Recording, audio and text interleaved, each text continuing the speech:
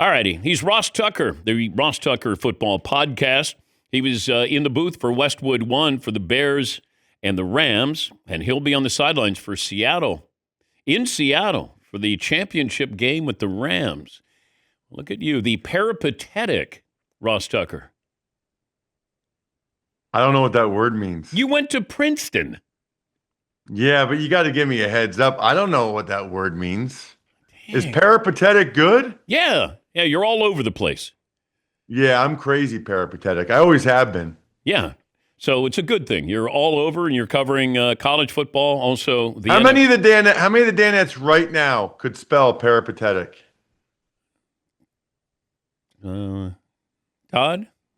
I don't think so. I won some spelling bees in elementary school, but I'd probably end up spelling it like peripathetic or something like that. Okay. Yeah, Paulie? I tried in my head, and I had two things wrong in the first four letters. You got the first letter right. You got P right. Okay, and the last letter, see? Yeah. Peripatetic, not pathetic. Okay, Ross. Let's see. Where do you want? Let me start in Buffalo. Sean McDermott got fired because? Because the organization decided that being good was not good enough. I actually think it's a fascinating dynamic when you consider where Buffalo is versus what Green Bay is doing with extending Brian Gutekunst and their head coach, Matt LaFleur. I don't really, I think, Dan, you can make a strong argument for both instances. You know, and this is something I think everyone listening or watching on Peacock can relate to in life. Is being good enough, or should you take a risk in life to strive to be great? It's funny. I mean, you could probably speak to this as well as anybody, Dan. You would have been good if you stayed at ESPN. You know, you would have made good money. Things would have been good there. Like, you would have been fine. But you took a big risk because you wanted to do see if you could do something really special. And you've done that with the best radio show in the world, right? Like, you decided, you know what? Just being good isn't good enough. I'm going to try to do something really, really great. And I think on some level, that's what the Ravens are doing. And that's what Terry Pegula and the Bills are doing. Whereas the Packers have decided that being almost good enough or close is good enough. And I'm not begrudging them of that. But if you look at the Packers, they've been just good enough to not be good enough to get to the Super Bowl for a long time now. I mean, it's been a long time. They've had high-level quarterback play, and they haven't even gotten back to a Super Bowl. Whereas Terry Pegula and the Bills said, you know what? We want to try to win this thing. And by the way, there's a risk. Maybe they hire Brian Daboll. Maybe they go the wrong way. You know, maybe they have a Chiefs season and they win 6 games next year. This is a risk, but it's one that obviously Terry Pegula felt comfortable with. Why did you have a problem with Sean McDermott's post press conference? Yeah, well, so I think there's probably a couple of reasons why he did that. I think, in fairness to him, Dan, he probably knew he was on the hot seat.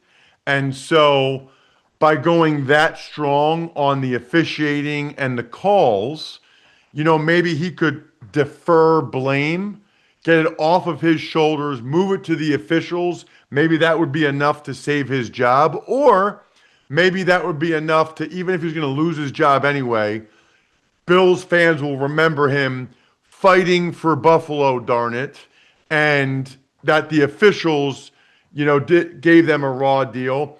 I have 2 young daughters. They're 12 and 13 now. I'm a huge believer in life, in personal responsibility, personal accountability. You know, they're both playing volleyball or tennis or whatever. You know, I don't like when people blame others. I watched that game. You know, I got the helmet right there. The Bills are my favorite team that I played for. And I have a strong affinity for the people in Western New York. Josh Allen's probably my favorite player. But then they need to play better. I mean, yeah, Josh but how much of that is better on Sean McDermott? He didn't throw the interceptions and he didn't fumble the ball a couple of times. He didn't have a catch turn into an interception. Like, what What is it that he did that was so egregious in that game where you go, we got to get rid of him? That's a fair point. And I don't think it's just that game. I think it's just the compilation of all of these years. And there have been coaching issues that were, I think, more noticeable in other years. And I think they would probably even say to you that they're not ready to be a wild card team and for the Patriots over the course of the season to have overtaken them in the AFC East. But you're 1,000% right. Josh Allen, not only the turnovers, but Josh missed Dawson Knox for the game-winning touchdown. He had other misses in that game. And by the way, everybody's complaining about Brandin Cooks and was it a catch? Hold on to the ball. Don't let him rip the ball out of your hands. Like that to me epitomizes our society.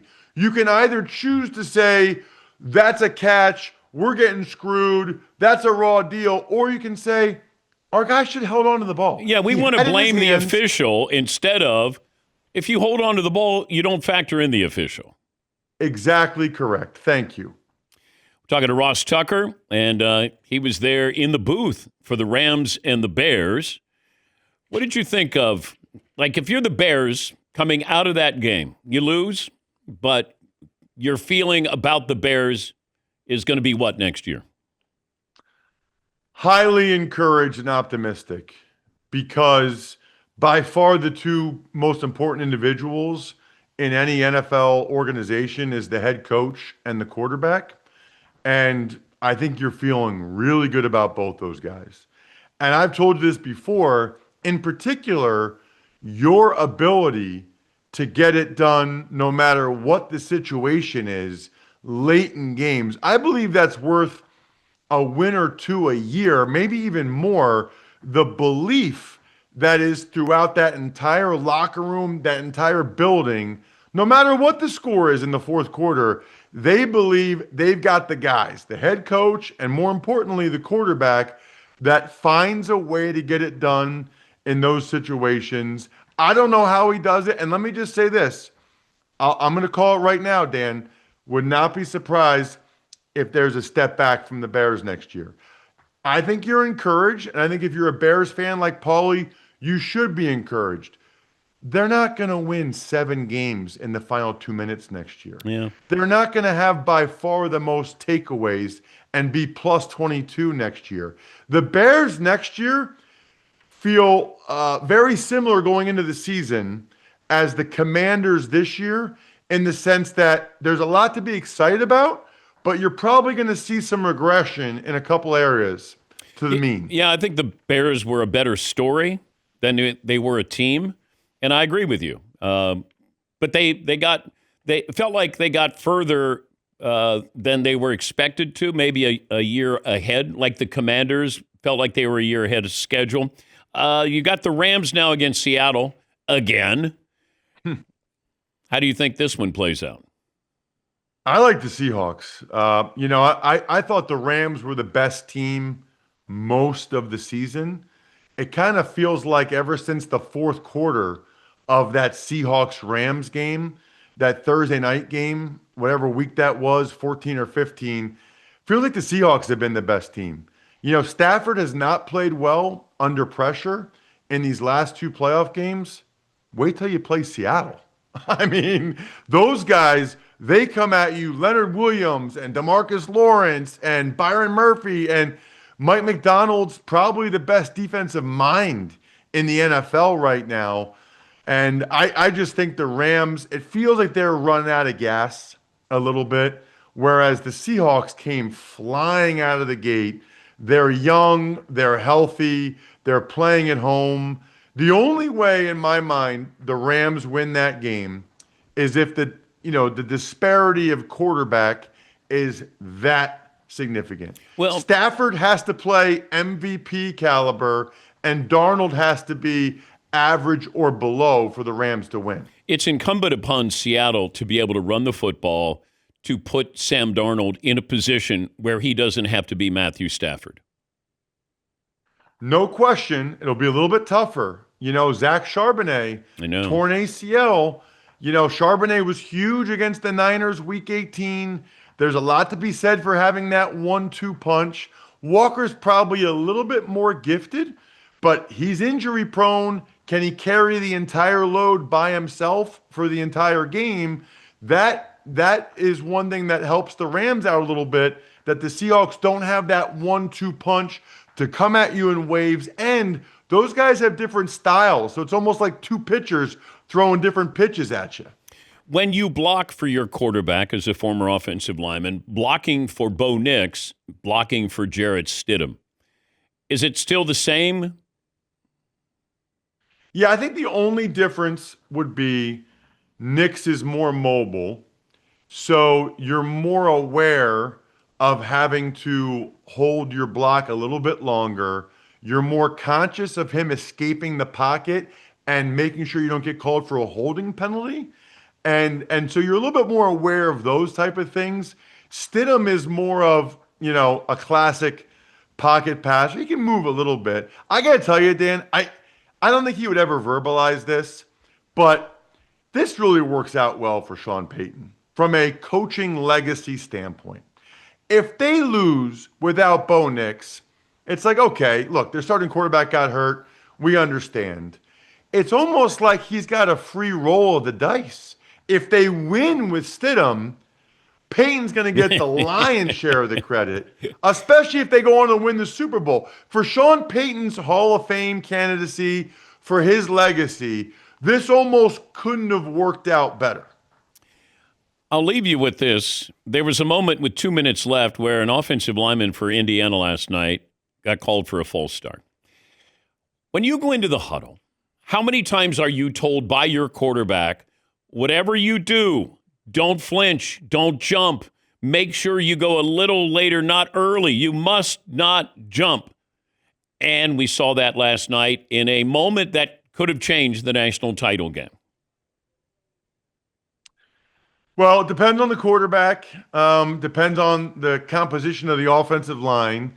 I'm guessing that they mentioned it, but you're 1,000% correct. That could have been and almost was the difference. It's interesting because nowadays in the NFL, Dan, on 2nd and 1 in a clock-killing situation, sometimes the defenses, they'll intentionally jump off sides to give you the first down so that then they can use the timeouts on the first. Like, in other words, they're going to concede the first down because they don't want you to have 4 or 5 plays to finish the game. They only want you to have 3 plays. Now, you can decline it or whatever if you're that smart.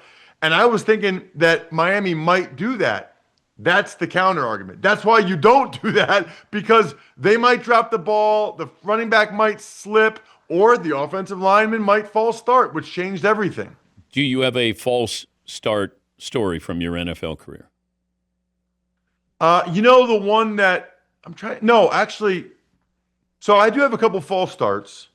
I don't remember them being that big a deal. It is a weird thing, though, because you feel like such a dummy when you come back to the huddle.